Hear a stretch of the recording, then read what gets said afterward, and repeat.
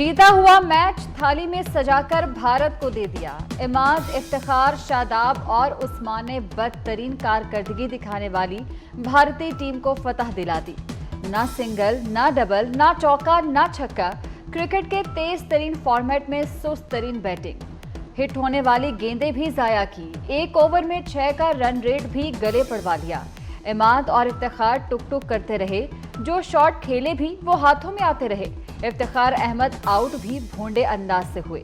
शादाब खान के विकेट पर भारतीय बॉलर खुद हैरान रह गया। मैच हारने पर दिल तो टूटे ही, एतमाद भी पाश पाश हो गया।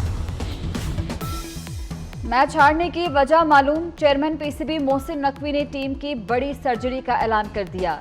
जवान खून से कौमी क्रिकेट की बुनियादें मजबूत बनाने का फैसला। कहते हैं सब पता था टीम में क्या चल रहा है, अच्छी तरह मालूम है हारने की वजह क्या है। टीम की छोटी नहीं बड़ी सर्जरी होगी।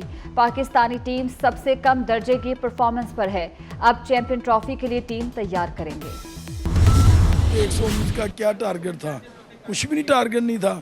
वो तो दो लड़के भी बना सकते थे। बहुत बड़ा मैच था। अगर ये मैच जीता हुआ जीत जाते और ये सिफारशी टोलों को ना खिलाते, आखिर कब तक ये हमारी जान नहीं छोड़ेंगे जो सिफारशी टोले हैं, जो पैसों की खातिर खिलाते हैं। कल तो खैर मैच बहुत इजी था, 119 score, ball to ball match है। वो तो कम से कम इन्हें जीतना चाहिए था। इन्हें डूब के मर जाना चाहिए और तो कुछ नहीं है, क्योंकि 120 का टारगेट तो अल्लाह माफ़ करे, ये लोकल क्लब वाले भी चेस कर लेते हैं। शायकीन क्रिकेट ने मोहसिन नकवी से टीम में ऑपरेशन क्लीनअप का मुतालबा कर दिया। भारत से बदतरीन शिकस्त दिल तोड़ गई। क्रिकेट फैंस ने कैमरों के सामने दिल की भड़ास निकाली। इमाद और इफ्तिखार ने गेंदें क्यों जाया की? रिजवान और शादाब का बल्ला क्यों खामोश रहा? उस्मान खान और फखर जमान क्या लेने आए थे? नौजवान और बाहर बैठे टैलेंटेड खिलाड़ियों को मौका देने का मुतालबा। आप मुझे बताएं, अगर एज ए बैट्समैन मैं अगर मुझसे स्कोर नहीं हो रहा या इंजरी से स्कोर नहीं हो रहा, हमारी कोशिश है कि यार मैं एटलीस्ट आउट हो जाऊं, ट्राई तो करूं। वो बीट होता रहा। आप देख लो, उठा के उसने कितने वो पूरा ओवर ज़ाया करता था और सिंगल करके सामने चला जाता था। तो आई एम सॉरी, मैं इंजी ये कहना पड़ा, उसने मेक श्योर किया यार कि मैं आउट भी ना हूँ। इमाद वसीम ने जानबूझकर मैच हरवाया। इमाद वसीम आउट भी ना हुआ और गेंदें ज़ाया करता रहा। साबिक कप्तान सलीम मलिक 24 न्यूज़ के क्रिकेट ट्रांसमिशन में फट पड़े। कहा इमाद वसीम के सुस्त बैटिंग की वजह से रिजवान के विकेट गिरी। पाकिस्तान मैच कैसे हार गया? कौमी टीम के हेड कोच गैरी क्रिस्टन भी हैरान। कहा जीतने की पोजीशन में थे फिर भी हार गए। 72 रन पर 2 खिलाड़ी आउट थे। मैच हाथ में था, अहम मरहले पर गलत फैसले किए गए।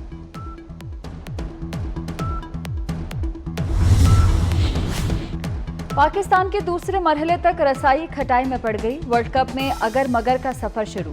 कौमी टीम की सुपर 8 में रसाई दूसरी टीमों पर मुनहसर। पाकिस्तान बाकी दोनों मैच कनाडा और आयरलैंड से बड़े मार्जिन से जीते। अमेरिका अपने दोनों मैच हारे। अमेरिका ने आयरलैंड को हरा दिया तो पाकिस्तानी टीम ईद घर में मनाएगी।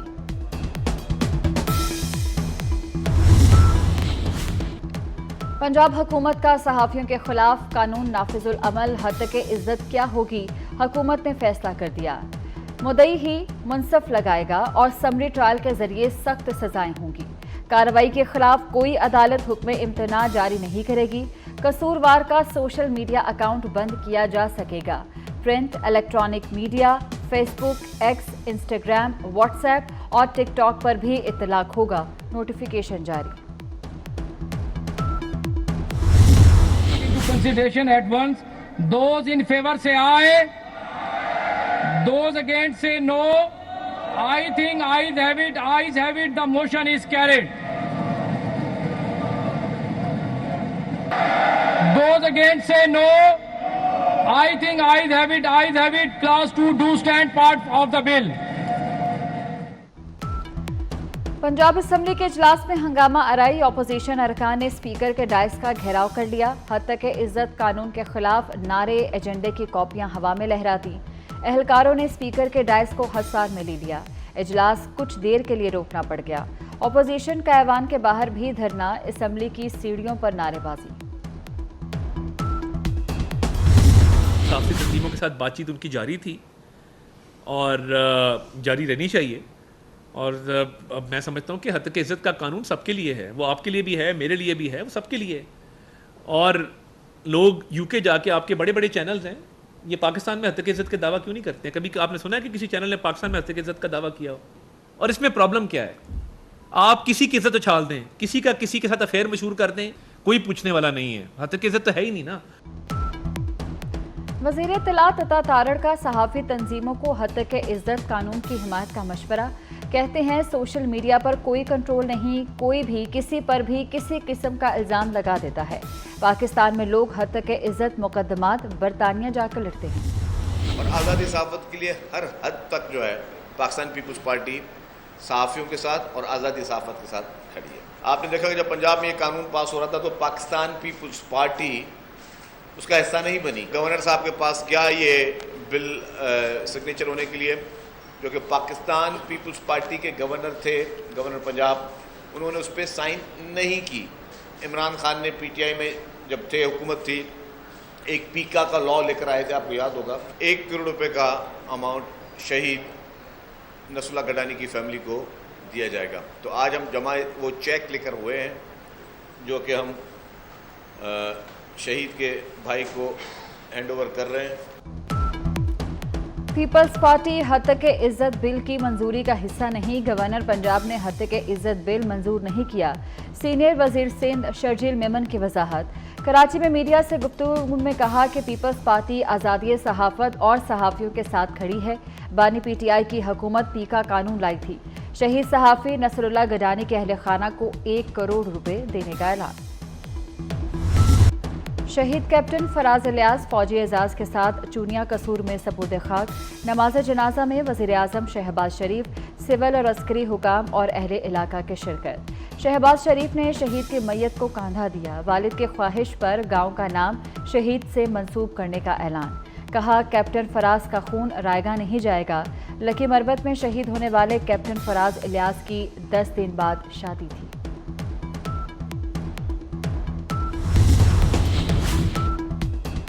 स्टेट बैंक ने शरह सूद में 1.5% कमी कर दी। मुल्क में शरह सूद कम होकर 20.5% पर आ गई। जून 2023 से शरह सूद 22% पर बरकरार थी। मरकजी बैंक के मुताबिक अप्रैल में 17.3% पर रहने वाली महंगाई 11.8% पर आ गई। सख्त मॉनिटरी पॉलिसी की वजह से महंगाई कम हुई। जुलाई में महंगाई की शरह बढ़ने का खदशा भी जाहिर कर दिया। रवा माली साल का कौमी इक्तिसादी सर्वे कल जारी किया जाएगा। वफाकी हुकूमत अहम मुआशी अहदाफ हासिल करने में नाकाम। मुकर्रर करदा मुआशी शरह नमू का हदफ हासिल ना हो सका। सनती और खिदमात शोबे के हदाफ भी हासिल ना हो सके। 9,415 अरब रुपए का टैक्स हदफ भी हासिल ना होने का खदशा।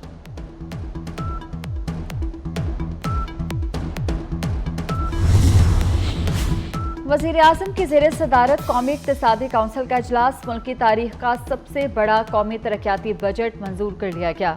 वफाक और सूबों का 3,500 अरब रुपए का तरक्याती बजट मंजूर। वफाक के लिए 1,500 अरब के तरक्याती प्रोग्राम शामिल।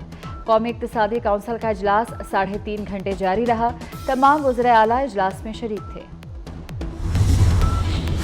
शुगर एडवाइजरी बोर्ड ने इजाफी चीनी बरामद करने की मंजूरी दे दी। पहले मरहले में 1.5 लाख मैट्रिक टन चीनी बरामद होगी। चीनी बरामद की समरी जल्द ईसीसी में पेश की जाएगी। चीनी की एक्स मिल कीमत 140 रुपए किलो से ऊपर नहीं जाएगी। मजीद बरामद का फैसला मार्केट में चीनी की कीमत देखकर होगा।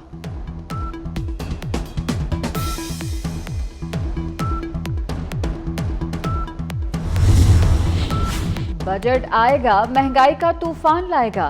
पेट्रोलियम मसनूआत पर लेवी और सेल्स टैक्स बढ़ाने पर गौर। वफाक की आमदन बढ़ाने के लिए बजट में पेट्रोलियम लेवी में 10 से 20 रुपए इजाफे की तजवीज़। बजट में 2000 अरब के नए टैक्स लगने का भी इम्कान।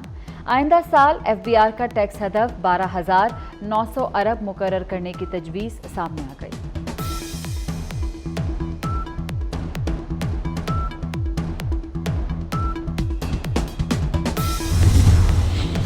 MQM ने नए बजट में सिंध के लिए अपने मुतालबात पेश कर दिए। कराची, हैदराबाद, मीरपुर खास, सखर और नवाब शाह के डेवलपमेंट के लिए वफाक से बराह रास्त 38 अरब मांग लिए। कराची और हैदराबाद समेत सिंध के शहरी इलाकों के नौजवान को वज़ीर-ए-आज़म शहबाज शरीफ की तीसरी बार वज़ीर-ए-आज़म बनने पर नरेंद्र मोदी को मुबारकबाद।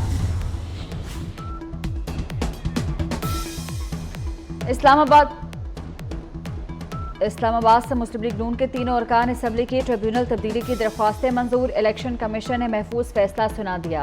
अंजुम अकील, तारिक फजल चौधरी और राजा खुर्रम नवाज के केस दूसरे इलेक्शन ट्रिब्यूनल्स को मुंतकिल करने की हिदायत कर दी गई। तीनों अरकान कौमी असम्बली को इलेक्शन ट्रिब्यूनल पर तहफ़्फ़ुज़ात थे। गजा जंग से मुतल्लिक नेतन्याहू से इख्तलाफ। इसराइली वजीर बेनी ने जंगी काबीना से इस्तीफा दे दिया। बेनी ने नेतन्याहू को हमास के खिलाफ वाज़ेह हिकमत अमली बनाने के लिए 8 जून तक की डेडलाइन दी थी। इसराइली वज़ीर-ए-आज़म ने अल्टीमेटम को फौरी तौर पर मुस्तरद कर दिया था। नौशहरा में पश्तो ड्रामों की अदाकारा खुशबू को कत्ल कर दिया गया। कातिल ने अदाकारा को शोबिस में काम करने पर मारा। पुलिस ने 2 मुल्ज़िमान के खिलाफ मुकदमा दर्ज कर लिया। साबिक भारतीय टेनिस स्टार सानिया मिर्जा फरीज़ा हज अदा करेंगी।